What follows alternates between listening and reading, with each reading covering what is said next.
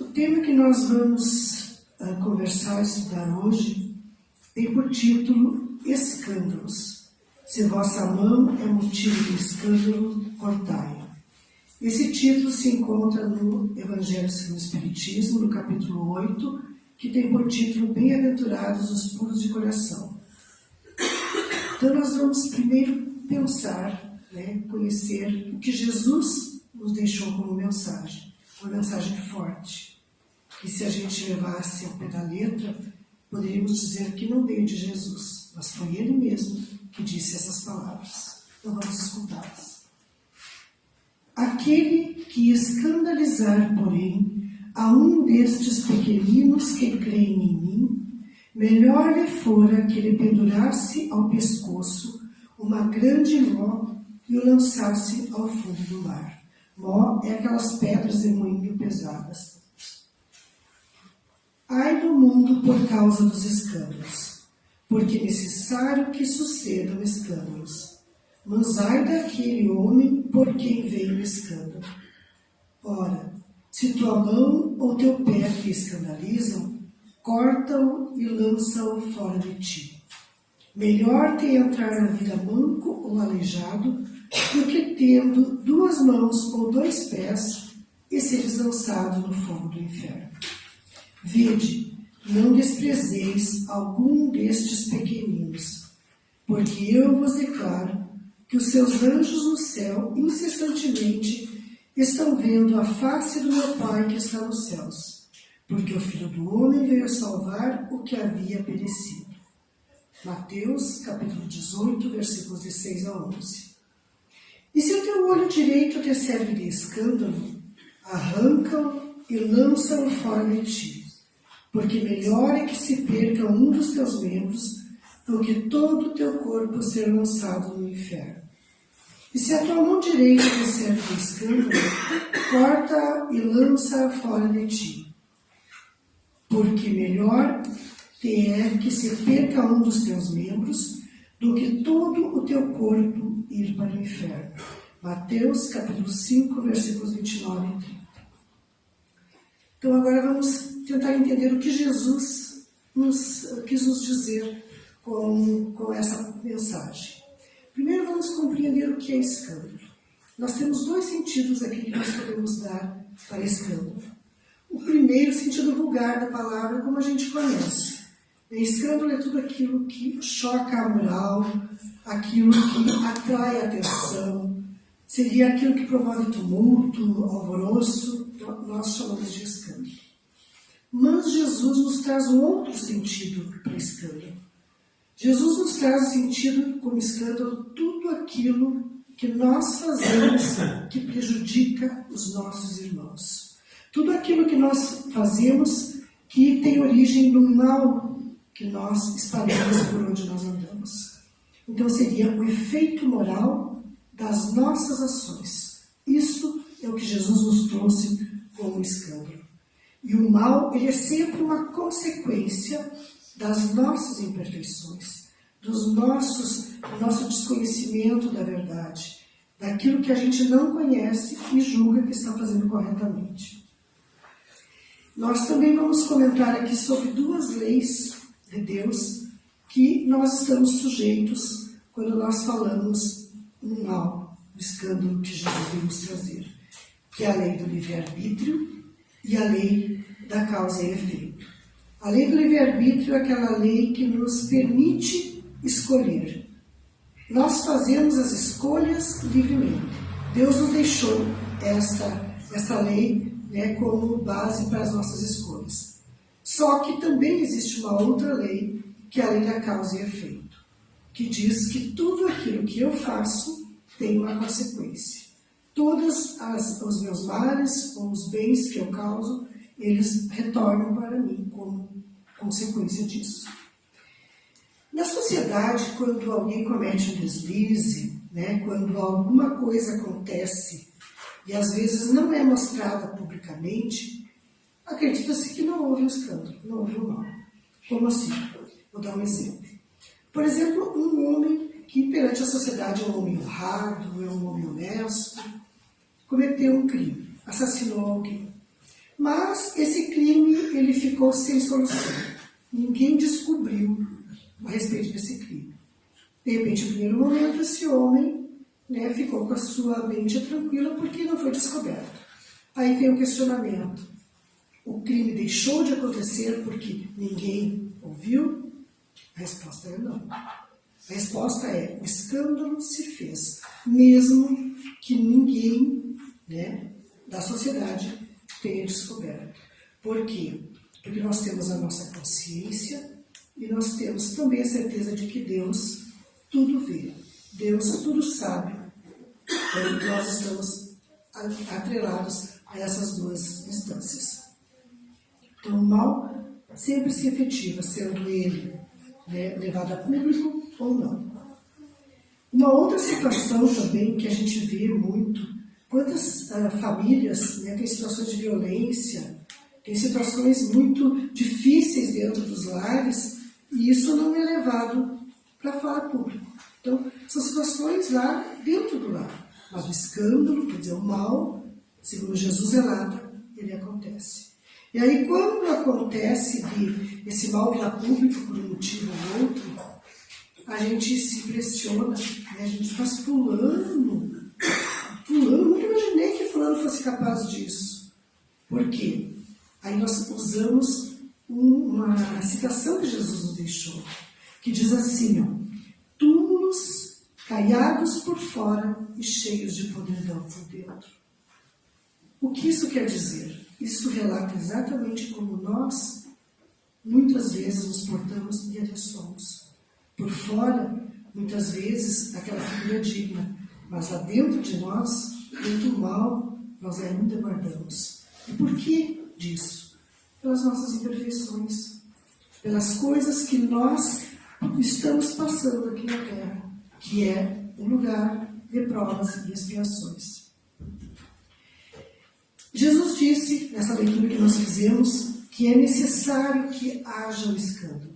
Então, trocando, é necessário que haja o mal. Então, a gente pode pensar, mas por que é necessário que haja o mal na Terra? Exatamente pelo que eu acabei de dizer. Nós vivemos no planeta de provas e expiações. Todos nós, independente de quem seja que estamos aqui, passamos por provas, passamos por dificuldades. A não ser um espírito muito evoluído que encarnou na Terra como auxílio. Né? Mas, mesmo assim, ainda passa por algumas situações. Porque é da Terra. E por que o mal é necessário na Terra? Imagine, irmãos, se nós tivéssemos só o bem na Terra. A Terra seria um outro planeta, seria um plano evoluído, um mundo puro, que não é a situação. Então, nós praticamos o mal porque nós ainda somos imperfeitos. E é o mal que nós sentimos em nós que nos faz refletir, que nos faz pensar.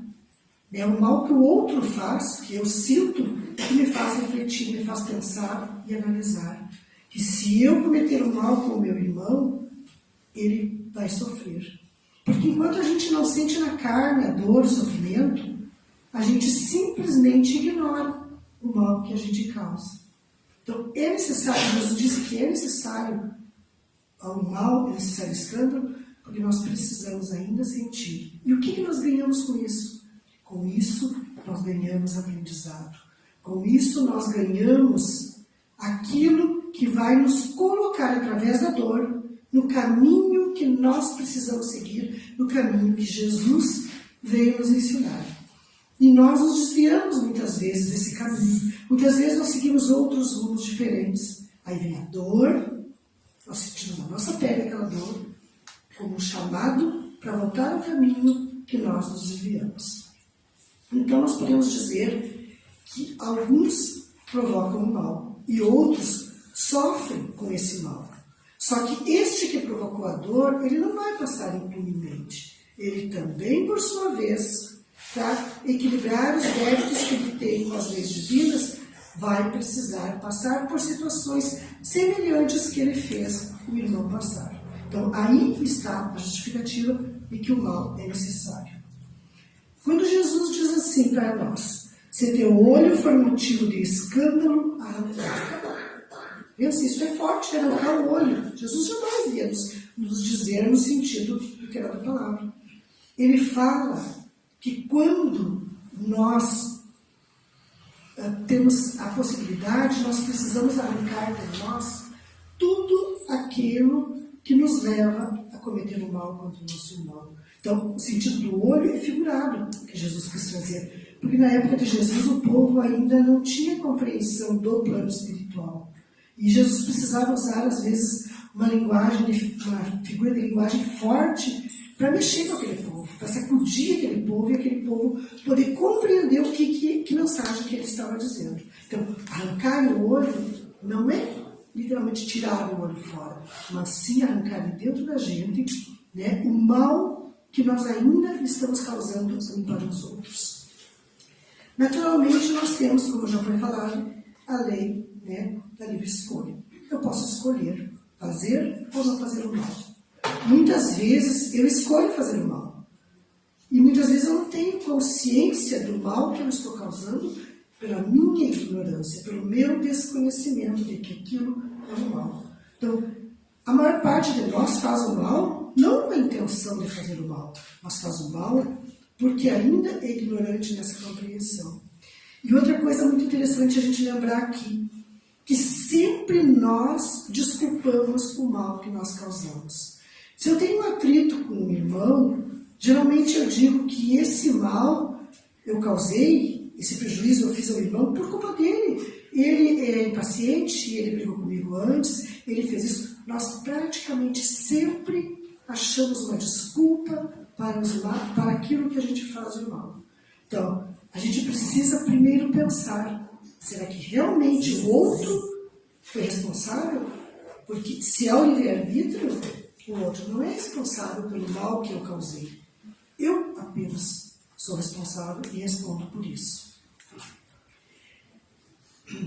Quando a gente faz essas escolhas, né, a gente então sempre está cego. É como se eu não enxergasse de verdade o que eu estou fazendo. E aí, como é que eu vou me dar por conta do mal que eu estou fazendo? Quando eu tenho de volta. Quando esse mal volta para mim. Quando eu sou sacudido pelas coisas que me acontecem. Aí eu vou parar e vou me dar por conta disso. Jesus também disse assim: ai daquele por quem vem o escândalo. Ai daquele por quem vem o escândalo.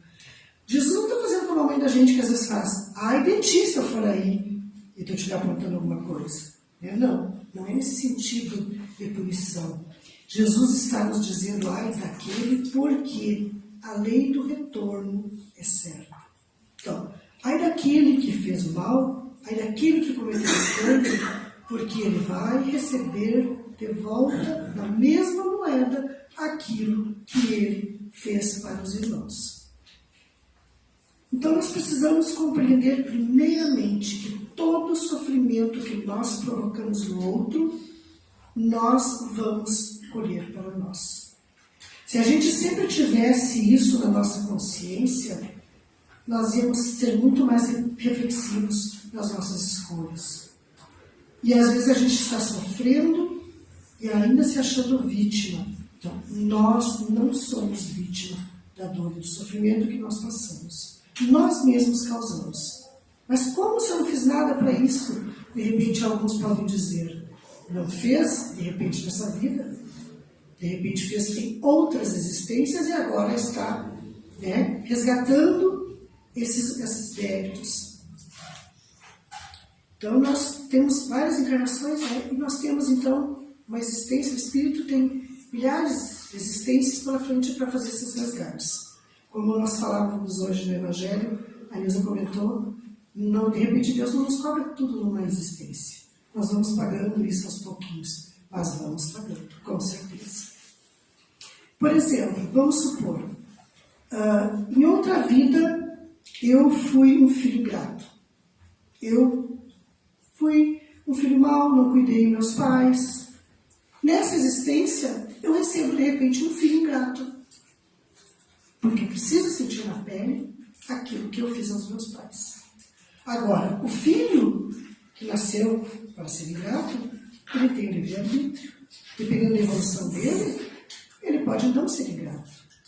E os pais, de repente, conseguirem nessa vida, né, ainda passar sem cumprir essa prova.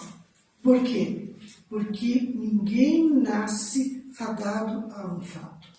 São escolhas nossas, opções nossas, que nós fazemos isso. Às vezes nós não temos a consciência, né, porque nós ainda não estamos muito evoluídos, mas mesmo assim vamos responder por isso. Talvez não com tanta força, com tanta severidade quanto aquele que sabe que está fazendo errado e faz errado mesmo assim. Ele é mais responsável ainda, porque conhece e sabe que está errado e continua errando. Jesus disse assim também nesse evangelho que nós lemos: se a vossa mão é causa de escândalo, cortai. Outra figura de linguagem forte. Pense bem, cortar a mão fora. Mas Jesus está nos dizendo que nós precisamos eliminar de dentro de nós os nossos vícios. Aqueles males que nós encarregados, né, que nós carregamos dentro de nós. E que muitas vezes nós julgamos que só fazem mal a nós mesmos, mas não, fazem mal aos outros que convivem conosco. Às vezes situações de um filho que, por exemplo, é descontente com a vida, tem uma vida desregrada, bebe, usa drogas. O que ele faz? A princípio, aquele filho faz mal apenas para ele. Mas não é assim. A família toda sofre junto. E aí nós estamos, além de causando mal para nós mesmos, causando mal para aqueles que convivem conosco. Estou fazendo porque quero? Sim. Meu livre-arbítrio de escolha. Estou prejudicando os outros e vou arcar com a lei da ação e reação. Então Jesus nos manda botar fora todo o nosso orgulho, nosso egoísmo, a nossa intolerância, esses sentimentos pequenos que nos tornam, às vezes, insensíveis diante da dor dos irmãos, que nos tornam inferiores como seres humanos. Porque esses sentimentos, eles nos tornam menores. Então, a nossa evolução, ela vai começar por aí.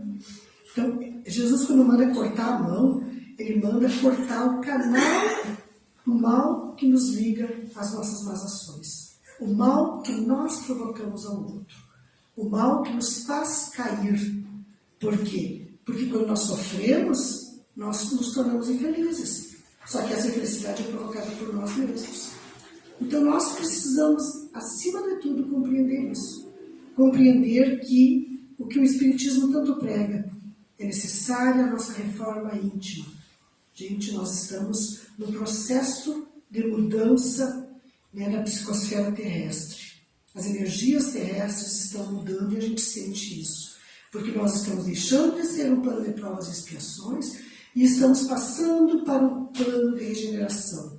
Isso vai acontecer hoje, amanhã? Não. Isso ainda vai levar um tempo.